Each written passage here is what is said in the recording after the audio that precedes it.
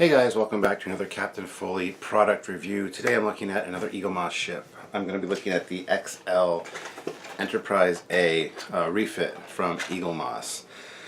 They recently had occasion to send me one, and I wanted to take a look at it for you guys and give you my thoughts on it. Now guys, down in the link below in the description there is a link to the Eaglemoss page. Click that and head over there. You can check out all these things that I review, plus all the other great stuff they have. They got some fantastic stuff. And if you place an order of $60 or more, you can get 10% off by using the code Trekyards, Trekyards, all one word, in the discount code box. If you use Trekyards, you get 10% off, like I said, of any orders of $60 or more. And just clicking the link, heading over there and checking out their stuff really helps us out as well. So please go ahead and do that. So let's take a look at this first off. As I've done with all the other XL models or Discovery models that come in the fancy box, we take a look at the box first. So pretty standard box. It's got your Deep Space Nine, Voyager, Enterprise, and TNG on the side, and then the standard Star Trek on each end, and then all the legal jargon. Bottom has nothing, and the top's got a picture of the ship. Now, my real big issue with this is the fact that the image that you see there is mirrored. I can't see. There we go. It's a mirrored image, so it's backwards.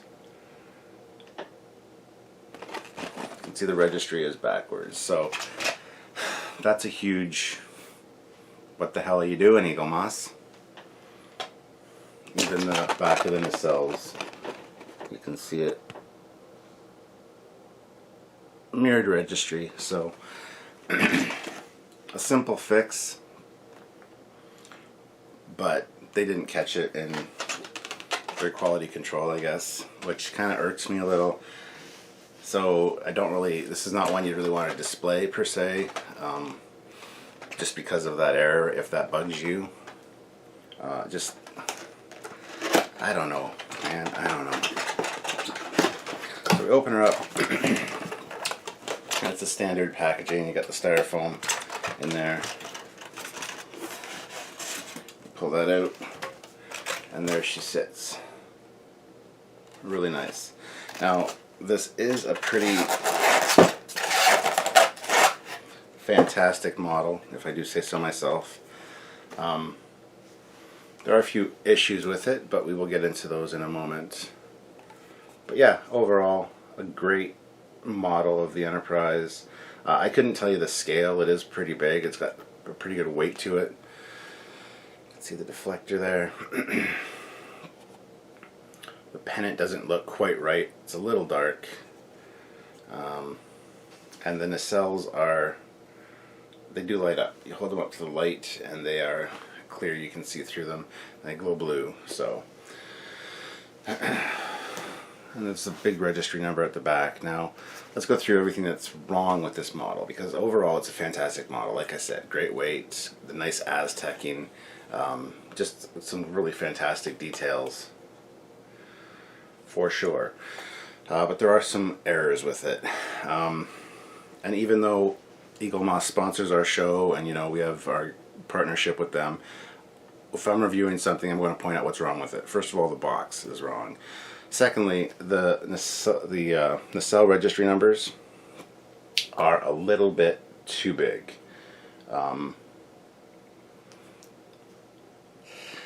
They shouldn't be that big, especially on the inner and outer parts of the nacelle.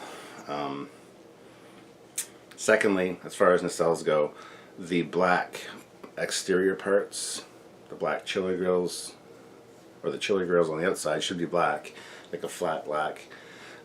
These up front should be more of a coppery color, and then the inner grills should glow a nice purple color, not blue. It's actually purple. The only time you really see the purple is in the motion picture. However, the model did have proper purple lighting for the rest of the movies, but the filters and things that they used when filming made them appear blue. So don't be fooled, they're not blue inner grills, they are purple.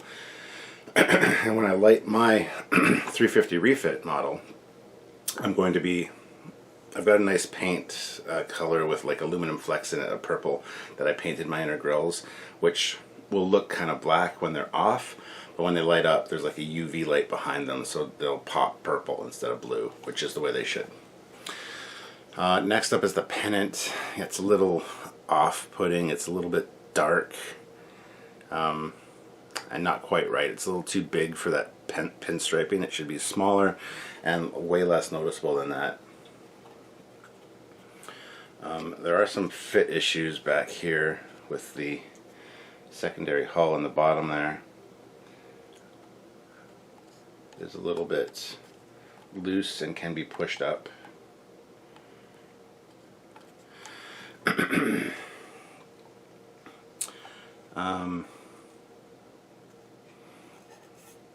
Yeah.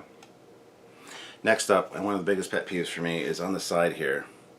It says USS or Starship USS Enterprise, United Federation of Planets. That's fine and dandy. The refit does have that, especially on this side. It has a little cargo door, or it should have a cargo door there, and then it should say the United Federation of Planets, USS Enterprise, but very small.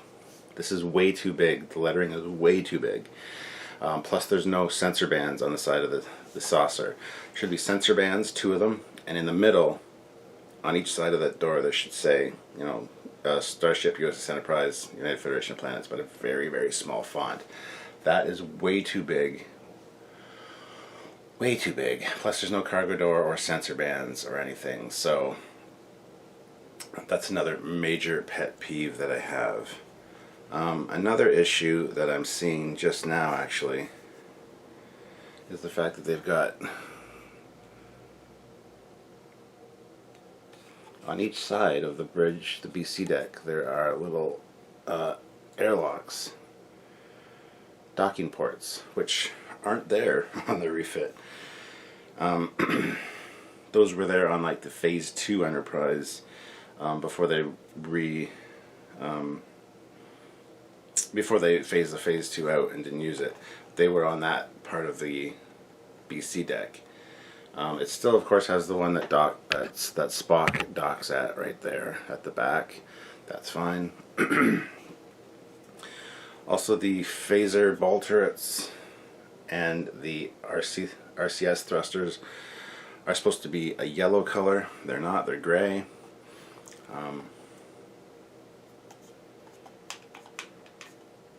Other than that, see, they got the right color at the back. Those are what the color of the ball turrets should be for the phasers. Even on the bottom, they got it wrong. They got it gray on the bottom, right there. The four phaser 3s on the bottom there. So, besides all the nitpicky stuff that not a lot of people are going to know about or notice necessarily, this is a great model. If you're a fan of the refit, if you know somebody that just loves Star Trek and loves the refit, this is their favorite ship, this is a good ship to get. It's a good weight to it, like I said, a good quality piece. Sitting on a shelf, it looks fantastic. We'll set it up on the stand here in a minute, but overall, worth the money for sure. Got the nice registry there, the NCC 1701A. It's worth getting, especially if, you know, it's not somebody that's going to nitpick the crap out of it, like somebody like I would that just knows everything about the ship. And those things that I did point out, they are very minor things.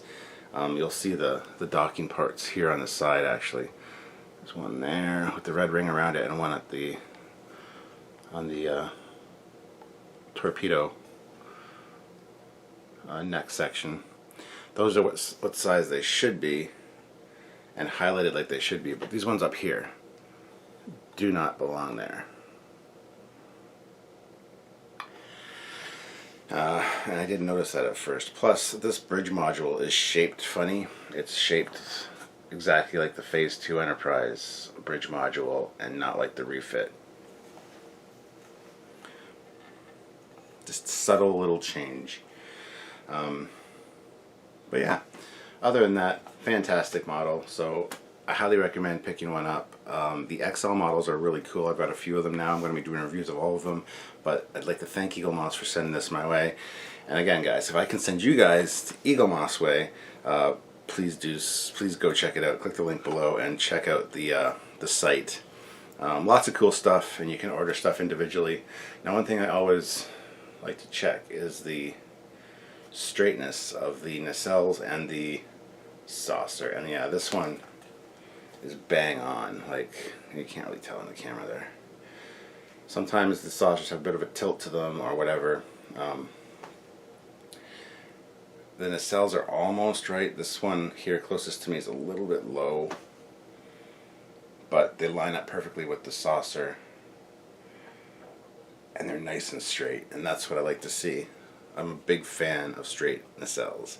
I get nitpicky when they're not straight. So anyway, guys, we're going to put this on the stand now, take another quick look at it, and wrap up this video. So here we have it on the stand, guys. It looks pretty good.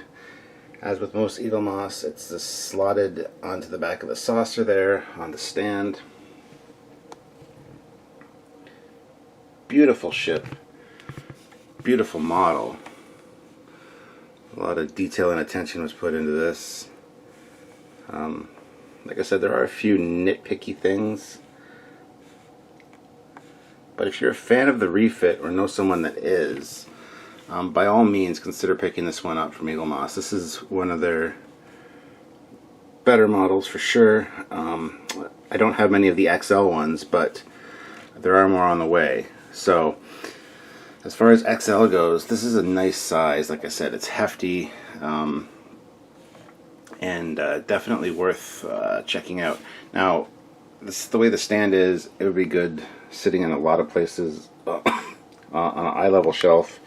Up higher, it'll look good, especially sitting on a table down lower. It's kind of the view I prefer, but that's the way I am with most of these displays. So, but yeah, definitely worth checking out. And like I said, guys, click the link down below to check out this ship and many other Eaglemoss ships from them, and use the code Trekyards to save some money. And yeah, I look forward to doing another product review with you guys soon. Another Eaglemoss ship. Let's just put the box behind it there. Do a nice. So there you have it, guys. Captain Foley's look at the XL Refit Enterprise NCC 1701A. And hopefully you guys enjoyed it. Check out my other Eaglemoss reviews for sure. Also, don't forget to check out other Captain Foley reviews. I do a lot of product reviews and things, and some great stuff. Plus, join my other channel, my private Captain Foley channel, for extra bonus goodies, bloopers, alternate takes, things like that. And, like I said, don't forget to click the link down below to visit Eaglemoss. Check out these fine ships for yourself, and use product code or discount code Trekyards to save some money. Until next time, guys, I'm Captain Foley. Bye-bye.